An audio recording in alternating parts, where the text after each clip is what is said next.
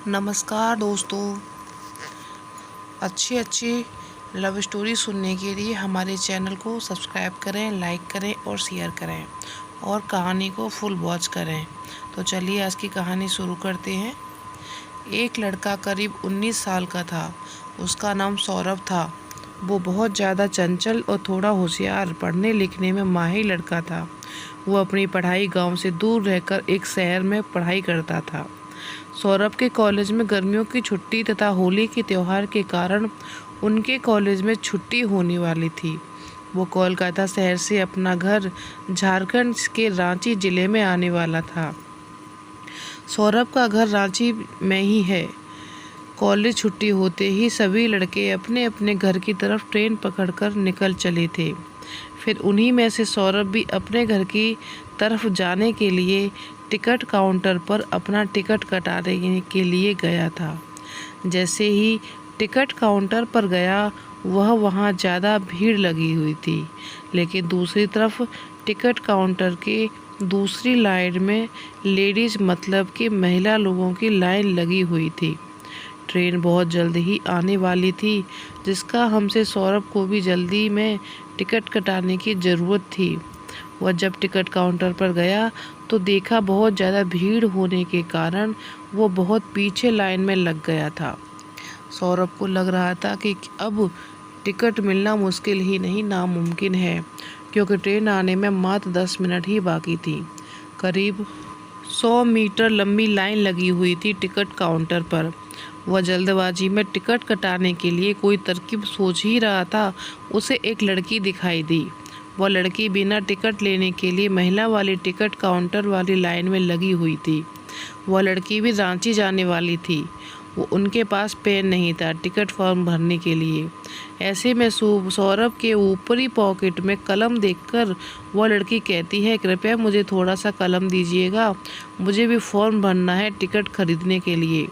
उसके बाद सौरभ कहता है, मैं लिखने के लिए कलम तोड़ दूंगा, लेकिन कृपया करके मेरी भी टिकट बस आप ले लीजिए।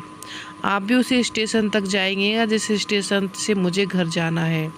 तभी वह लड़की पूछती है, आपको कौन सा स्टेशन पर जाना है? उसके बाद सौरभ कहता है, मुझे झारखंड के रांची स्टेशन तक जाना है। फिर वो लड़की भी कहती है, मुझे भी झारखंड रांची डिस्ट्रिक्ट में ही जाना है।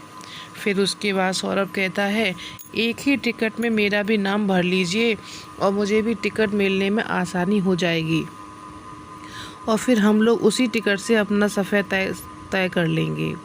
लड़की सोनू का बात मान जाती है। वो कहती है, ठीक है, मैं आपका टिकट अपनी टिकट नहीं मिला कर ले लूँगी। फिर सौरभ अपने पैकेट से पैसे निकालता है और उस लड़की को देता है, ताकि वो टिकट उसके बदले भी कटा ले। हम दोनों आदमी टिकट लेकर दौड़े दौड़े ट्रेन के पास आते हैं। जैसे ही ट्रेन दोनों आदमी चलते हैं, ट्रेन को 1 मिनट में अपना इंजन चालू करके चल पड़ती है। हम सामरा व लड़की दोनों चैन की सांस लेते हैं।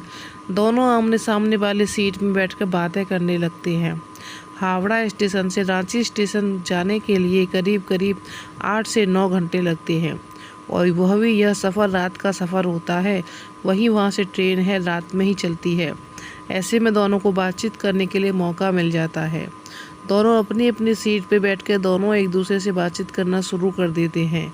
गाड़ी चलते ही थोड़ी देर होने के बाद वह लड़की कहती है, मुझे खाना खाना है, मुझे भूख लगी है। तभी सौरभ कहता है, जी ठीक है, आप खा लीजिए, मैं बाद में खा लूँगा, मुझे भी भूख नहीं लगी। इतना सुनते ही वह लड़की भी कहती है, जब आप खाइएगा तभी मैं भी खाऊंगी। तो सौरभ पूछता है, ऐसा क्या बात है, जब भी मैं खा लूँगा तुम खाओगी? तभी वह लड़की कहती है, हम दोनों साथ जा रहे हैं, अकेले खाऊंगी मुझे अच्छा नहीं लगेगा, इस कारण से मैं जब आप खाएंगे तभी मैं खाऊंगी। दोनों में बातचीत शुरू हो जाती है और उस लड़की का नाम पूछता है। वह लड़की अपना नाम शोभा बताती है। तभी वह लड़की कहती है, मुझे तो आपका नाम पहले से ही पता है। उसके बाद सौरभ कहता है, आपको मेरा नाम कैसे पता चला? तुम ही शोभा कहती है, आपने अपना नाम और उम्र टिकट बनाते समय बताया था। वह टिकट अब भी मेरे पास ही है, इसी कारण मुझे आपका नाम पता है। अभी सौरभ कहता है, मुझे तो यह भी पता न है कि आपको मेरा नाम नहीं पता होगा, मुझे तो याद भी नहीं है कि मैंने अपना नाम आपको बताया था। तभी वह लड़की कहती है, आपने तो बताया था मुझे, मैं जानती हूँ। रात बहुत ज़्यादा हो जाती है, दोनों अपनी अपनी सीट पर सो जाते हैं। सुबह 3 बजे नींद टूटती है दोनों की। उसके बाद दोनों अपना अपना पानी की बोतल से अपना सामान होता है और फिर दोनों एक दूसरे से बातचीत करना शुरू कर देते हैं। ऐसी बात करते करते सुबह 6 बज जाते हैं। ट्रेन के गंतव्य स्टेशन पर पहुंचने वाली होती है। दोनों सोचते हैं अब तो हमें एक दूसरे से अलग होना है। सौरभ को वह लड़की बहुत पसंद आती है और उस लड़की को भी सौरभ बहुत पसंद आता है, लेकिन दोनों बिना कुछ बात किए एक दूसरे से जाने के लिए तैयार हो जाते हैं। जैसे ही ट्रेन रुकने वाली होती है वैसे ही लड़की मतलब कि शोभा और सौरभ दोनों अपना अपना सामान उठाते हैं और अपने घर की तरफ चल देते हैं। जैसे ही सौरभ और शोभा दोनों अपने अपने घर पहुंचते हैं, उसके बाद सौरभ के मोबाइल पर एक कॉल आता है। सौरभ अपना मोबाइल कॉल रिसीव करता है और कहता है, आप कौन बोल रहे हैं? कभी उधर से आवाज़ आती है, मैं शोभा बोल रही हूँ। यह सुनकर सौरभ का मन विचलित हो जाता है और वह सोचने लगता है, खुशी के मारे घूमने लगता है। क्यों? क्योंकि सौरभ को शोभा का नंबर तथा उसका कॉल देखकर उसे बहुत ज़्यादा खुशी मिलती है। तभी शोभा पूछती है कि आप अपने घर पहुंच गए? तभी सौरभ कहता है, हाँ मैं अपने घर पहुंच गया, पर तुम्हारे पास मेरा नंबर कैसे? मेरे पास तो तुम्हारा नंबर नहीं था। तब शोभा कहती है, तुमने टिकट लेते समय अपना नंबर बताया था, तो वह नंबर मैंने सेव कर लिया था, इसलिए मुझे तुम्हारा नंबर पता है। सौरभ पूछता है, कितनी देर पहले घर पहुंची हो? तो शोभा बताती है कि मैं 1 घंटा पहले ही घर पहुंची हूँ, आकर फ्रेश होने लग गई थी, इस वजह से मुझे फ़ोन करने में टाइम लग गया। अब दोनों खूब अच्छी तरीके से बातचीत होने लगी थी दोनों में, और दोनों मिलकर हम दिन रात भर मिलकर बातें करते रहते, और अब दोनों को एक दूसरे से काफ़ी ज़्यादा मित्रता है और एक दूसरे में प्यार होने लगा था। एक दूसरे से मिलने के लिए एक दिन जरा से स्टेशन पे बुलाया और स्टेशन के बाजू में एक पार्क था, वहीं दोनों एक दूसरे से मिलने का समय भी फिक्स किया था। फिर दोनों वहां मिलने के लिए आते हैं और काफ़ी सारी बात करते हैं। उसके बाद दोनों अपनी शादी के लिए अपने अपने घर वालों को कहते हैं। दोनों के घर वाले एक दूसरे से बातचीत करते हैं और शादी के लिए राज़ी हो जाते हैं।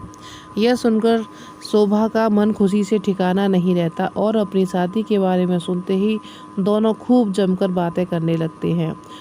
और फिर कुछ दिनों के बाद दोनों की शादी हो जाती है और फिर दोनों एक दूसरे के साथ उसी तरह खुशी खुशी रहने लगते हैं। दोनों का रिश्ता बहुत ही ज़्यादा बेहतरीन और बेहतर ढंग से निभाया जा रहा था, क्योंकि दोनों एक दूसरे से बेहद ज़्यादा प्यार करते थे। तो कैसी लगी आपको ये लव स्टोरी, हमें कमेंट बॉक्स में बताइएगा। अगर आपको स्टोरी पसंद आई हो तो हमारे चैनल को लाइक शेयर सब्सक्राइब करिएगा। धन्यवाद दोस्तों, थैंक्स फॉर वॉचिंग।